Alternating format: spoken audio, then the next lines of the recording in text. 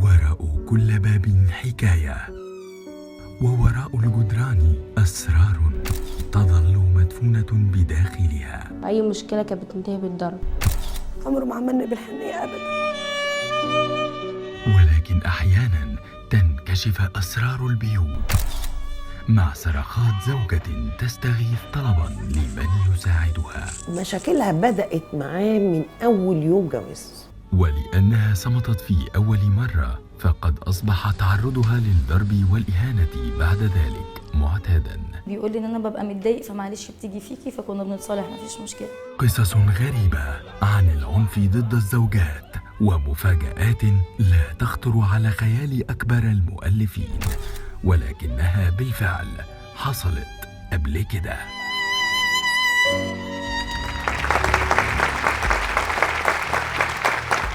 أهلا بكم من جديد. يسعدني أن يكون معي في هذه الحلقة على المنصة الدكتورة هالة منصور، أستاذ علم الاجتماع في جامعة بنها. مساء الخير دكتورة. أهلا. وأيضا الدكتور محمد عبد العاطي، عميد كلية الدراسات الإسلامية في جامعة الأزهر. مساء الخير دكتور. وأيضا الأستاذة فاطمة خفاجة، عضو مجلس إدارة رابطة المرأة العربية. مساء الخير أستاذة.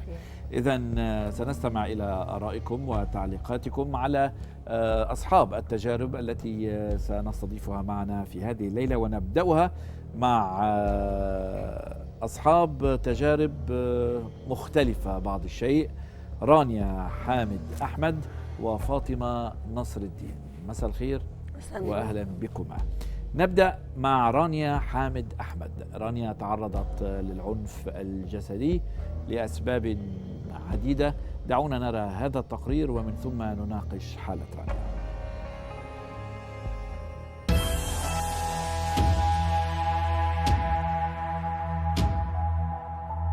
احنا عرفنا من رانيا ان هي تعرضت لعنف كبير وتم تعذيبها وتعرضت لحالة اجهاض. بيضربها وبياخد حاجتها وينزل بيها يبيعها، وكان بيضربها على طول، واي مشكلة كانت بتنتهي بالضرب. رانيا عملت محاضر يعني ضرب وتعدى عليها، واي ضرر وقع عليها احنا ان شاء الله هنجيب لها حقها باذن الله.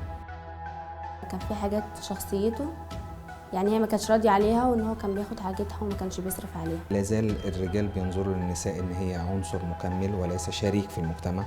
لازال عندنا موروث ان الست فاقده للاهليه او ناقصه الاهليه. برغم ان كان ما بيننا قصه حب قويه جدا، والضرب والاهانه ما خلتنيش ان انا اقدر استحمل اكتر من 3 سنين.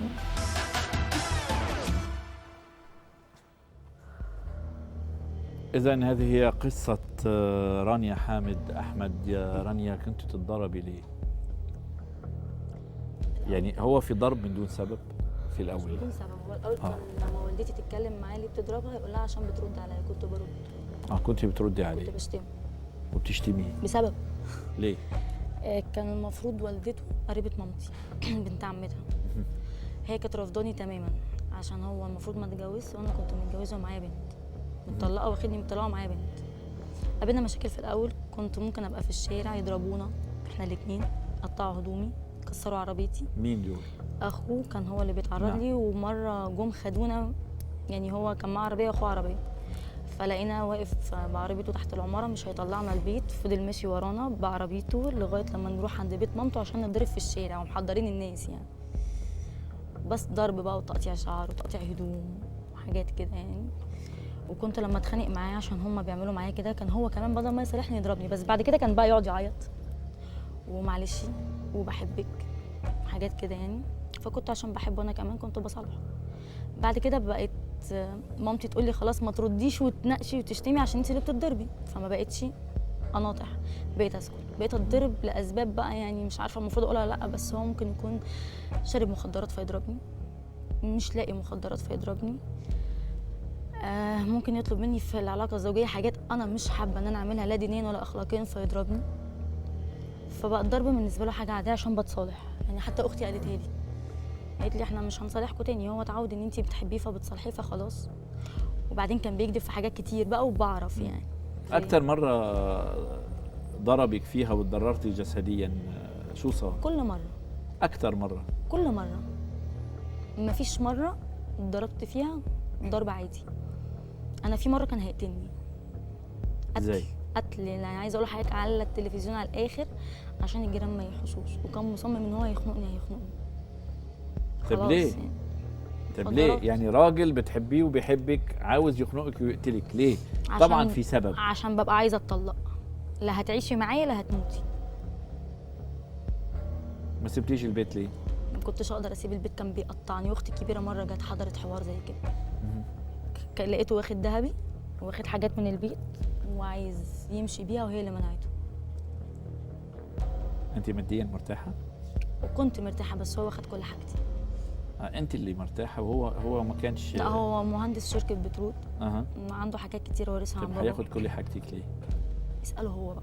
يعني انا كنت ممكن اخش اخد شاور اطلع ما الاقيش الموبايل، اكون عند ماما ارجع ما الاقيش اللابتوب، فلوس بنتي ما موجوده ما الاقيهاش. بنتك عايشه معاكي في بيت واحد؟ كانت عايشه معاه؟ معايا. طب كان يزعجها؟ خالص، ما كانش جوز ام خالص، كان بيحبها جدا، كان ممكن يجيب لها حاجات وانا لا. كان يهتم بيها اكتر مني، كانوا صحاب جدا. كان يضربك قدامها؟ وكانت بتقعد تقول له بكرهك بس كان بيعرف يصالحها. انا عايزه اقول لك شربها قبل كده معايا، واتاخدت مني بسبب ان هي كانت بتشوف مخدرات في البيت. عمرها كام؟ 9 سنين، طالعه رابعه ابتدائي. وانت كنت تشوفيها بتعاطى مخدرات؟ هي ولا هو؟ لا هي مش حضرتك؟ مخدرات، انا كنت بشوفه، كنت بتخانق معاه. وكان يجبرك على وكان بيضربني عشان ما بحبش اشرب، كان يقول لي الدماغ اللي ملهاش كيف تستحق اقطع السيف. كنت اقول له عايز مراتك ام ولادك تبقى مدمنه مخدرات، ولما كنت امنعه يجي يقول لي شفتي اللي حصل، اقول له خير، يقول لي ماما وهي بتظبط فلوس البيت بتقول ايه دي فلوس الاكله، دي فلوس الشربه، دي فلوس المخدرات بتاعت فلان وفلان، هو واخوه، مش عايزه اقول اساميهم. طيب كنت ام ولاده؟ كنت حامل واجهض. طيب ما هو عاوزك تكوني ام ولاده واجهضك ليه؟ مش اجهضني مقصود ان هو يجهضني، هو ضربته، وبعدين كنت نازله وعربيه خبطتني جالي نزيف، وانا ما حبيتش ان انا يكون لي ولاد منه. طب امه بتكرهك ليه؟ مامته بتقول له لو هي طليقتك هحبها، وهي كانت بتحبني، كانت كويسه معايا، بس هي المشكله ان عندنا كده جواز القرايب مش حلو، هي وماما يتخانقوا او يعندوا مع بعض، وكنت انا اللي بدفع الثمن في النص. دكتور محمد عبد العاطي، انا فهمت من هو ده كلامها انه قريبها. اذا كانت تعرفه. السؤال هي ليه اتجوزته وهي تعرف عنه ان هو بتحبه. راجل ما بيحترمش الست؟ ما قالت لك بتحبه؟ انا عرفت يضربها عنه وبتحبه. ان ده طبعه اصلا، لان هو ضرب مرات خاله وضرب اخت بنت كان بيحبها كانت قريبتنا، فهو العادي بتاعه ان هو بيمد ايده على الست. احنا سمعناها وهي بتقول انا اتضربت. ماذا صنعت هي له حتى يعني قام بضربها؟ يعني اكيد في استفزازات معينه انت عملتيها. ماشي، اكيد انا قلت انت الاول كنت بعمل اكيد كده. انت خرجتيه عن شعوره في لا اشياء هو كثيره على طول جدا. خارج عن شعوره، ما بيدخلش في شعوره. يعني في اسباب يا استاذ توني فعلا بتخلي الراجل احيانا يخرج عن شعوره ويلجا الى هذه الاساليب المرفوضه دينيا والمرفوضه اجتماعيا والمرفوضه منطقيا. منها الجهل بالحقوق والواجبات، يعني هو لا عارف هو عليه طيب. ايه ولا ليه ايه. دكتورة هلا، سؤال لرانيا. رانيا لما اتضربتي اول مره كملتي ليه؟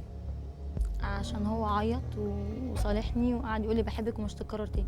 طب انت وانا كنت اديتي غلطانه. له تاني مرة ضوء وتالت اخضر مرة انه وعشر كل مره مرات. كان بيصالحني، كل ما بيضربك كان بيصالحني وعايزه اقول لحضرتك والدتي واختي وجوز اختي كلهم كنا بنقعد كلنا ونتجمع، اللي هو خلاص طلقها. وانت لا مش هطلق، لا خلاص. مش هطلق، هو ما بيرضاش. لو طيب. انا مش موافقين بقى بالصلح بهدوء بتقلب خناقه وبيضربني وبيقطعني. طب قبل ما بالعافية تتجوزي بقى كنت يعني. متوقعه انه يضربك صح؟ لا مش كان بيضرب كل اللي حواليه؟ ما كنتش اعرف، انا كنت بعيده عن انت عيله قلتي والدتي. شفتيه ده قريبك. انا قلت عرفت بعد كده ان هو كان بيضربهم، هو اللي كان بيحكي لي اصلا. طب قصر لك شعرك ليه؟ بيبقى بيضربني. طب ليه قص الشعر؟ هدمر جمالك، مش هيخليكي تنفعي حد. يعني كان بيغار عليكي؟ ولا كان عنده ريحه الغيره اصلا، انا عايزه اقول كان لك يشك؟ كان بيخليني البس مايوهات. كان واقول له يشك ازاي فيكي؟ يعني؟ لا خالص، كان يقول لي ده انت اسد و100 راجل، لان كان بيكذب عليا لما منعت المخدرات من بيتي عشان بنتي، يكذب عليا يقول لي ان هو في مأمورية، ولا اخواتي بيكلموني يقولوا لي جوزك فين، اقول لاخويا الصغير محمد في مأمورية في اسكندريه تبع الشركه بتاعته، يقول لي لا انا لسه شايفه على القهوه. طب ايه الميزه اللي فيه يا رانيا؟ ايه الميزه اللي انت كنت شايفاها فيه؟ ان انا حباه. يعني ايه حبيتيه؟ يعني طول ما انا حباه، ليه بصي هو أسبابه. الحب مش بيخليكي شايفه اي حاجه وحشه في اللي انت بتحبيه. يعني ايه حب؟ انا كنت حابه كل حاجه فيه، حتى لما يضربك؟ ما هو بيضربك ده لا حاجه ما هو فيه. ده بقى. طب اقول لحضرتك على حاجه، انا بسالك ايه الميزه اللي عنده اللي ما فيهوش خلتيكي أي تحبيه؟ ميزة. قرار انت اتجوزتيه ليه لما انت مش شايفه فيه ولا عشان ميزة؟ هو حبني وانا حبيت يعني حبه ايه حبك فيا. يا بنتي؟ ما هو حبك دي ليها مؤشرات، ليها ظواهر. يعني ايه حبك؟ ماشي يعني لما انا بيضربك ابقى بيحبك؟ لما انا ابقى متطلقه ومعايا بنت، هو ما اتجوزش قبل كده ومامته رافضه الموضوع تماما انه برضه يتجوزني، ما يبقاش بيحبني. طيب انا رانيا بتشكرك وبنتامل انه الثالثه ما تكون ثابتة، تضربنيش. ما تكونش في ضرب. هنتابع الحديث معك لما تصيري على المنصه، ولكن دلوقتي دعينا نتوقف مع فاطمه نصر الدين. فاطمه ايضا ست بتتضرب وبتتعنف في بيتها. خلونا نشوف قصتها وبعدين بنتابع الحوار معها مباشره.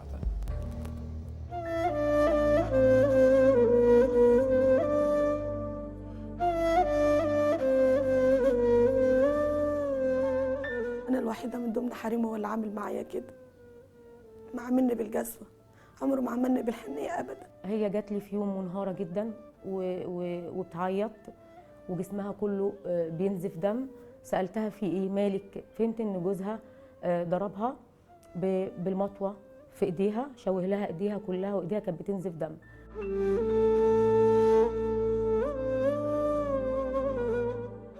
فلما نروح ننقذها وقاعد يضرب في الناس عشان محدش ينقذها، فالحمد لله انقذناها بسرعة ووديناها المستشفى وكده. احنا ما رضيناش نعترف عليه في المستشفى علشان هو شديد يعني مع الناس عنفا كده، زي ما تقول واحد مجرم كده يعني. ما قدرتش اعمل اي حاجه عشان كنت خايف من اللي هو بيعمله معانا، عشان كان بيضربنا وكان بيعذبنا وشفنا منه حاجات كتير تزعلنا منه، مش زي اي اب بيعبي لابنه. ليها ابن كبير، الولد برضو متشوه جدا، جسمه كله متشوه.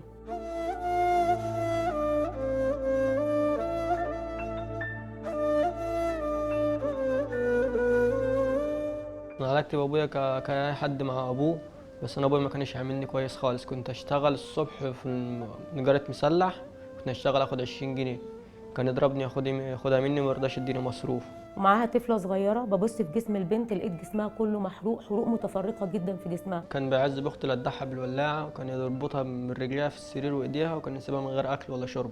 فاطمه كتير راحت عملت محاضر معايا، لكن طبعا في كل مره كانت بتعمل فيها محضر رسمي كان بيجي هو ويأثر عليها وكان بيهددها بالقتل، فكانت تضطر غصب عنها انها تتنازل عن المحضر. لما اكبر واخلف ان شاء الله وربنا يكرمني هعمل مراتي احسن معامله، احسن من المعامله اللي كان ابويا عاملها لماما.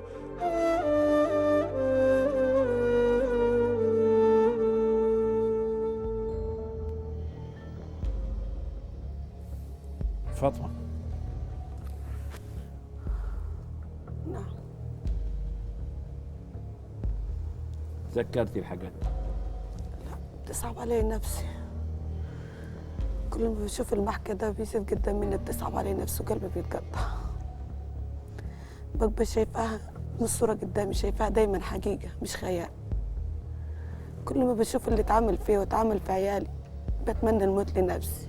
طب كان يضربك ازاي؟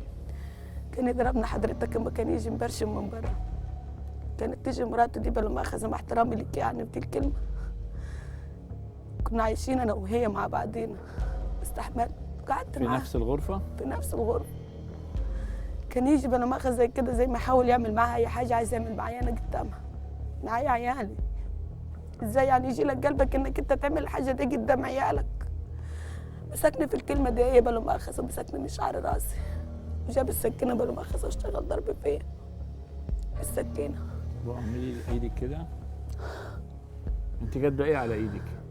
كنت كاتبه الحرف بتاعي وبتاعه قبل ما اتجوز. قبل ما اتجوز عشان كنت واخده على حب، يا ريته ما كان حب، يا ريتني ما كنت شفته.